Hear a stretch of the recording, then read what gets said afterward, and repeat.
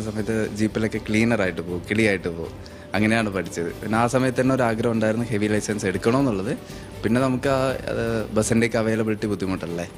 ഒരു കളക്ടർ എന്നുള്ള ഒരു സെലിബ്രിറ്റി ആയിട്ട് നമ്മൾ ഡ്രൈവിംഗ് പഠിക്കാൻ ചെല്ലുമ്പോൾ എങ്ങനെയായിരുന്നു ടെസ്റ്റ് ഗ്രൗണ്ടിലായാലും ഇതുപോലെ മറ്റുള്ള ആളുകളൊക്കെ കണ്ടത്? അല്ല, ഹെവി ഞാൻ ഓടിക്കുമായിരുന്നു. ഇതിനു മുമ്പ് ഞാൻ മാനന്തവാടി സബ് കളക്ടറായിരുന്നു.